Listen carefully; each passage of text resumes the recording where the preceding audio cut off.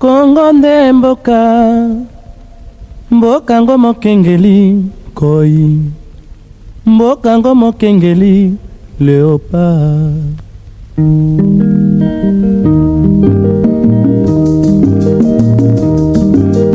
Mikolo tosekanaki na mosolo ya mboka Kongo ekoki, tofungwani misolelo tomoni bozoba nyonso tosali.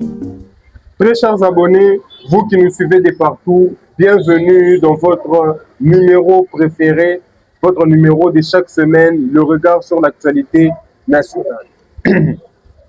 Comme d'habitude, nous recevons un invité, un nouvel invité chaque semaine. Et aujourd'hui, nous avons le réel plaisir de vous présenter Monsieur Mathieu Mulumba, président sectionnaire de la Lemba du parti Alliance pour les changements. Monsieur Mathieu Mulumba, bonjour et bienvenue. Bonjour, merci, chers compatriotes. Bienvenue dans notre émission d'aujourd'hui. Merci. Très chers abonnés, aujourd'hui nous allons toucher le sujet d'actualité sur le dialogue national inclusif. Ce dialogue pour lequel la C64, le bloc de l'opposition, a repoussé ses différentes mobilisations jusqu'au 15 août, un ultimatum accordé au président de la République pour organiser le dialogue. Voilà pourquoi aujourd'hui, ensemble avec le président sectionnaire, M. Mathieu Mulumba, nous allons parler du thème intitulé « Le dialogue peut-il encore ou peut-il remplacer la mobilisation ?» Monsieur Mathieu Mulumba, aujourd'hui, le sujet est plus dialogue, dialogue, dialogue. Pourtant, il y a quelques mois passés, le sujet était défense de l'ordre constitutionnel. Qu'est-ce qui a changé pour qu'aujourd'hui on puisse parler du dialogue et non plus de la défense de l'ordre constitutionnel? Ok, merci beaucoup, chers compatriotes, pour la bonne question. C'est une question que le peuple congolais attendait depuis longtemps pour qu'il y ait d'abord les explications claires, ce qui concerne d'abord les reports de la marche qui devra avoir lieu le 22 juillet 2026 dans toute l'étendue de la République démocratique du Congo, et en dehors même du pays. Au jour d'aujourd'hui, vous avez l'actualité que nous avons tous ces derniers temps.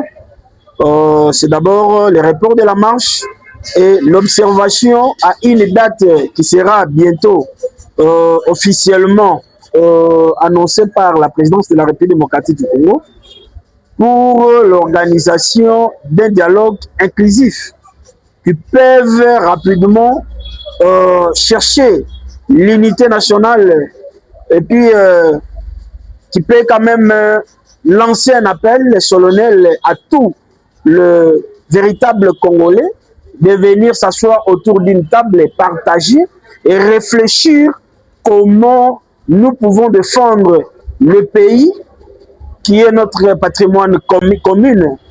Et pourquoi aujourd'hui on parle du dialogue et non plus de la défense de l'ordre constitutionnel? Est-ce qu'à l'issue de ce dialogue, la défense de l'ordre constitutionnel sera assurée? Je pense très bien que le peuple congolais doit d'abord comprendre les combats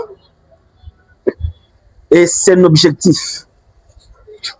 Quand on parle d'abord de la convocation d'un dialogue inclusif, et quand on passe à lancer d'abord les actions sur terrain pour défendre l'ordre constitutionnel,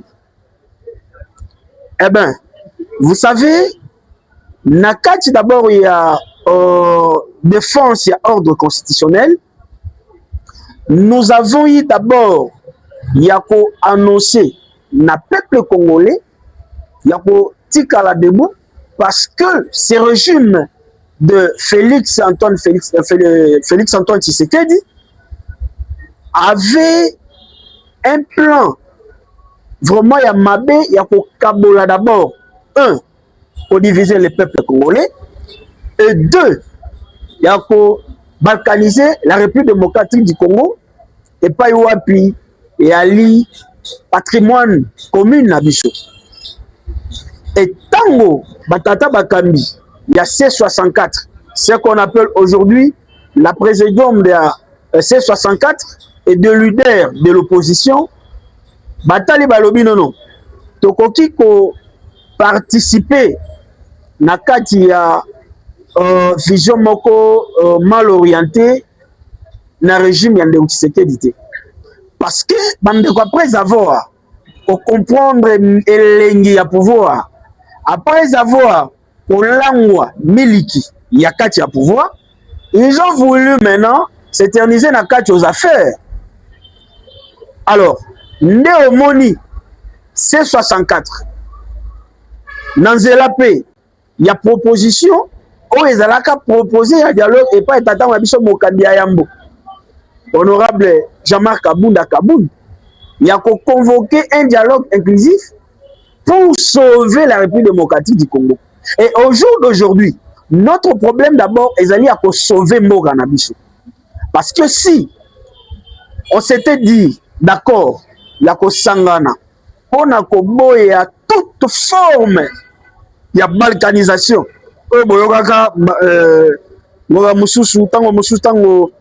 Ndeko Joseph Kabila joue parole à lobby Azako Banga la République démocratique du Congo et à la paix soudamisée parce que ezali plan na bango ezala Ndeko Tshisekedi ezala bandeko bazakuna na kati ya Zamba plan na bango ezali bakabola mboka mais biso tango to vant to binono mboka ko kabona bongo te tant que to ali yango moni mwana mboka Jean-Marc Kabundu moni mwana mboka Martin Fayulu moni mwana mboka Delis Sang babi to ko vanda boyete.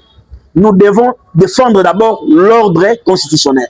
Dans le cas de l'ordre constitutionnel, d'abord, il y a la vie de la République démocratique du Congo. Parce que là où il y a l'ordre, il y a la vie.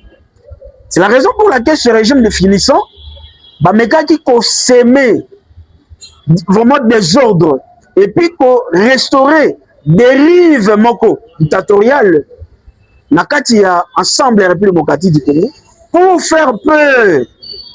Na union sa élément pour pointer bango musaka néomoni tango to sangani obanga o babangi parce que pour na biso ali mbala ya mbote eza surprise te ezali que non bayaki na plan A biso to yeli bango na plan B baji bobangi ne baye kozonga parce que okobosana te longona bakongomani to baolanda biso partout ailleurs. Et pour opposition à dialogue, la proposition même à dialogue, ce n'est pas les régimes finissants.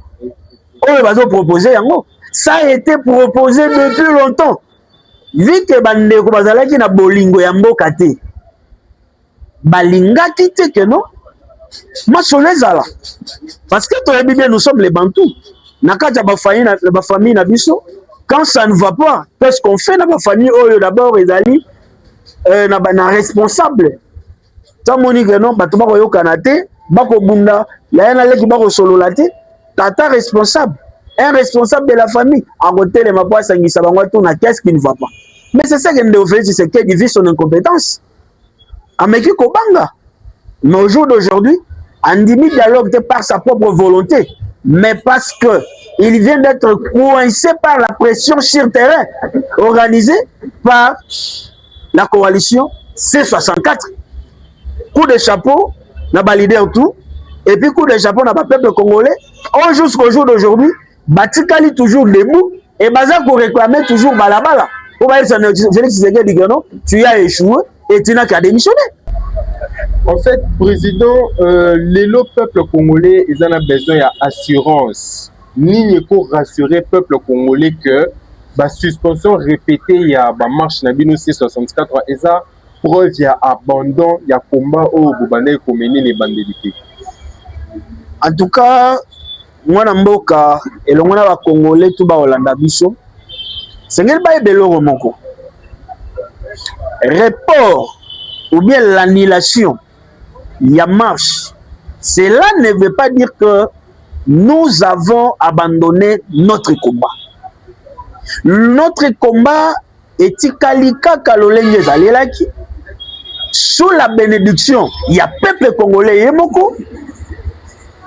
Vu que comment on a qui engagé pour un intérêt personnel non plus, mais comment on a qui déclaré pour l'intérêt général et surtout l'intérêt de la République démocratique du Congo. Parce que totali malam neko soki tozongi tokoti na kati ya politique ya international boyeba que soki tokoti na politique internationale boyeba que kuna ezali makambo masolo na ba intérêt.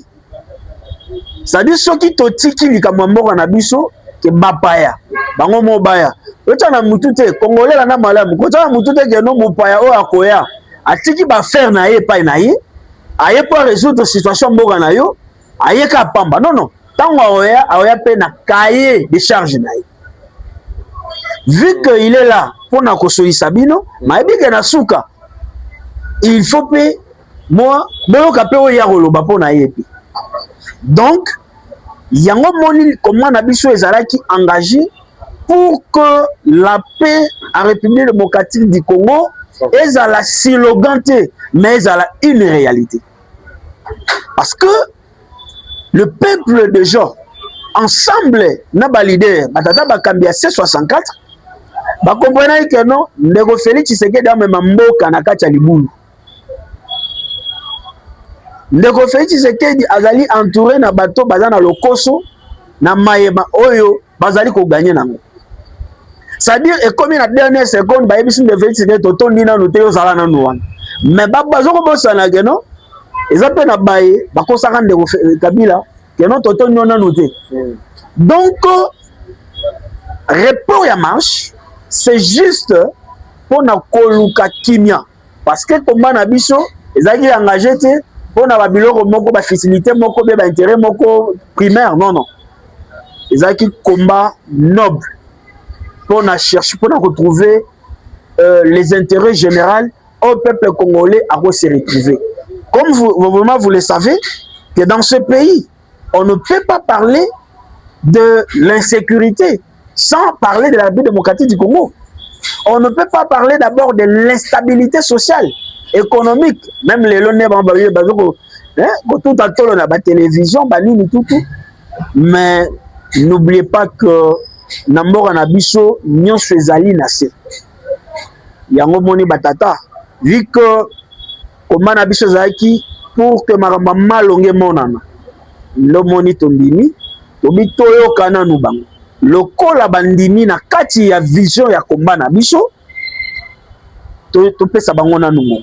Est-ce que le président est le 15 août va convoquer le dialogue Bino C64 qu'est-ce que vous allez quelle sera votre prochaine étape? Je pense très bien que ultimatum ezala qui donné na présidium ya C64 que non, nous avons tout abandonné. C'est-à-dire que tu payes sur délai. Le coup là, ils ont mis l'émission. Mais je dit que non, toi, on attend à perdre. Parce que le peuple qui nous attend aujourd'hui, baza ko réclamer balabala. Alors, le coup là, le peuple baza ko réclamer balabala. Ndo moni ba pesi Ndeko Félix Tshisekedi maton wana que non. Souka na yango. Ezali le 15 août. Ceux qui ont le 15 août, Ndeko Félix Tshisekedi, à ça il y a bonne volonté. Le rôle là, il y a respecter l'accord, mais le peuple est là qui sait maintenant que non, Bissondé, Toali na beaucoup. Les souverains primaires, écoutez les mamena pour nous dire Ndeko Félix Tshisekedi que non, vous avez échoué. Vous avez échoué. Quand vous avez même trahi votre propre serment. Et jusqu'au jour d'aujourd'hui, Ozoko Barara n'a pas trahir même ta propre promesse. Eh bien, peuple Yemoko a eu banni na kosa na Ndeko Félix Tshisekedi. Donc, après le 15, n'a sûr que maintenant, ceux qui devaient Tshisekedi a convoqué le dialogue, qu'après le 15, on parlera encore pour le dialogue non plus. Là, ça sera d'abord autre phase du combat. Oh, maintenant que Ndeko Félix Tshisekedi a osana mutumso a côté l'a aidé. Donc, c'est la raison pour laquelle vu que tu as kimia na mboka na biso, tu as pas semeur de troubles, tu as pas prédateur, mais nous avons voulu que la République démocratique du Congo soit un et puisse rester aussi un. est indivisible aussi. Président, c'est quoi aussi, bon, pour prendre un exemple, vous êtes président sectionnaire Yalimba, moi, Nalimba Kaka, qui n'est pas du parti, à tout niveau, mais bon, président sectionnaire en tant que représentant à Jean-Marc Kabouna, commune Nabiso, qu'est-ce que Okoye Bisabiso concernant attente Nabino Bino Alliance pour les changements? Vous attendez quoi concrètement de ce dialogue? Et quelle est selon vous, Alliance pour les changements, condition et réussite à dialogue? Nabanza elongona ba Kongomani tout ba Olanda biso, particulièrement banatu ya Lemba. Faut koyeba elo moko, il y a de préalables. Oyo epesamelaki to epesami déjà na ndeko Félix Tshisekedi. De Félix Tshisekedi akoki ko pousser biso par force ta convoquer dialogue na format ya Kabe ya Kamwanga non plus. Ça c'est la République démocratique du Congo. Mais je vous dis parce que ce qui a élu biso ba format ya dialogue wana, c'est par ça peuple congolais toye bisabino que non, nous ne sommes pas Kabe ya Kamwanga mais nous sommes en République démocratique du Congo. Mais je vous dis, ils sont en Congo, mais c'est au fin fond. D'abord, il y a la capitale de la ville province de Kinshasa. Capitale, il y a Congo plutôt. C'est-à-dire, le peuple congolais, il faut que non. Préalable au Pesami, pour que le dialogue est convoqué, et C64 a participé à Yango. Et aller dialoguer d'abord, ils allaient vraiment pour réclamer libération. Il y a des acteurs politiques arrêté d'une manière un peu énorme. Le corps la bandeko Chadari d'abord les acquis d'enlèvement. Bandeko Obemina aujourd'hui bandeko nabiso oyo maîtrisable Camiselo. Parole Camiselo ya Nathael. Comment ils sont nombreux. C'est parmi les préalables quand même que non bazaba na mboka. Bazaba na mo à classer na kachama soloana. Donc Alliance pour les changements veut qu'on libère des prisonniers politiques qui sont du parti de Joseph Kabila. En tout cas, on peut aller plus loin. On peut aller plus loin. On a que autrefois président Nabiso Ganga, Nicolo pe ko Ganga ko yebisa batu que non. Mais pourquoi l'arrestation arbitraire na bactère politique? Les officiers aussi militaires, à cause de leur appartenance ethnique. Et au jour d'aujourd'hui, ce sont les choses, à des fois à l'interne, ça sonne, ils ont sonné, ils ont ça, bien. Mais en dehors du pays, ça sonne mal. Très mal. Ça sonne très mal, très chers compatriotes. C'est la raison pour laquelle, il faut d'abord, dialogue Nabiso et Zalito, exigence, préalable, Alliance pour le changement européen, ça, et ça d'abord que tout Congolais va se retrouver vraiment dans la sécurité totale, dans leur propre sol. Prenons, peut-être nous avons toujours l'habitude de Kolobela Goma parce qu'ils ont connu Est, mais Neko. Kinshasa, vous savez que Kinshasa est devenu plus que l'Est. Oh. Mais je vous dis, ça fait même peur de sillonner en ville province de Kinshasa, n'a pas X temps. Parce qu'au jour d'aujourd'hui, les soi-disant, les policiers, bon, je ne sais pas s'ils étaient formés où.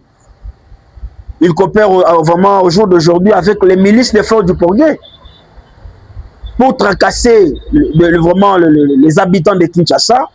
Mais là, on parle que de Kinshasa, mais à l'Éja Lubumbashi, c'est encore terrible. En quelque sorte, la police est pire que les M23. Mais je vous dis, mais ce sont des choses que Bissoto Roteleme, la Koloba, il y a des choses que nous ne pouvons pas supporter. Effectivement. Et accepter même. Parce qu'au jour d'aujourd'hui, on parle d'abord les milices, les rebelles qui tuent à l'Est. Mais ceux qui sont gérés ici par le gouvernement de Félix Tshisekedi, qui pillent, les rebelles qui ont géré l'État dans le coin, a changé mon naïe. À des fois, ce sont des cas où la vie province de Kinshasa et ça la même passe. Et les lots, ils passent aussi au vent dans mboka na yo là ta propre. Ou tu bijou dans zoto. Bijou no moko obimisi mbongo sombi yango, mais quand vous voulez porter ça, il faut otamboler mo tali gauche ou tali droite, tali gauche mais biloko ya yo moko. Pona nini ba yi bato ba okata yo ba ozokisa yo ba boma yo pona eloko na mo. C'est-à-dire le peuple n'est pas sécurisé. Au jour d'aujourd'hui, avec les milices des Forces du Progrès, qui fait maintenant peur maintenant, hein, na peuple kinoise. Mais eza babilo moko to kolobake non soki bandeko ba milice régime Tshisekedi aboteli biso abimisa biso na vie province de Kinshasa. Si ces milices bazali efficacité moko ya kobunda kosala tout, mais pourquoi ne pas déployer d'abord ces milices na kati ya Goma Bukavu pour d'abord récupérer notre pouvoir et assurer la sécurité. Il y a bandeko na biso na kati ya Goma. Mais ce sont des milices baza konyo ko la peuple congolais. Président, merci beaucoup. Nous sommes à la fin de notre émission d'aujourd'hui. Avant de clôturer en beauté cette émission, un dernier mot à la population congolaise, en particulier celle de votre juridiction de la commune de Lemba. Mes très chers compatriotes et surtout les habitants de Lemba, je pense que ce parti Alliance pour le changement a été créé jusque pour vous. Vous êtes dans l'ensemble des quartiers qui composent vraiment la commune de Lemba. N'hésitez pas d'abord à nous rejoindre pour intégrer ce parti et mener avec nous une lutte de la rupture et surtout pour la paix totale de notre pays. Je lance aussi un appel très solennel à tout le peuple congolais de rester debout. Nous n'avons pas même une minute à perdre devant ce régime finissant. Et ce régime n'aura même pas une minute de transition. Restons debout. Restons attentifs. N'appelle Nyonso au C64 à relancer. À bientôt. Parce que pour le moment, je sais très bien que ça c'est la dernière chance que la C64 vient d'accorder à Félix Tshisekedi ensemble avec son gouvernement. Parce que après le 15 août, en tout cas, nous avons un facilitateur de mon côté. Oyo akoyo kozwa audace de venir aussi pour qu'on a faire. Là, on va partir rapidement dans la démonstration de force, ou soit le peuple, ou soit ce régime finissant. Donc, et pas tout bozali, au Pessibino Matono pour la Libye. Banatou, il y a Delvo Ipen, et pas tout bozali Matetenga, Kisenso, appelle Moreko Pesa Makalamingité. Je pense, sans un abisso, et qu'aussi là déjà Kalamingité. Dans le 1er août, ça sera un certain samedi. Là, ils ont déjà que non. Tout ça déjà. Hein? Moi, ça pas il y a mango, il y a marche. Tout ça va tenir à marche parce que c'est pour bientôt. Ne Félix Tshisekedi a dit que baba congolais qui n'ont pas. Ça ne va pas, ça ne va pas. Ça va, oui, ça va. Mais quand ça ne va pas, nous devons s'élever pour défendre notre pays. Merci beaucoup, Président. C'est ainsi que nous finissons notre numéro d'aujourd'hui. Restez fidèles comme toujours. Merci d'ailleurs de nous rester fidèles. N'oubliez pas de vous abonner et d'activer la cloche pour ne rien manquer.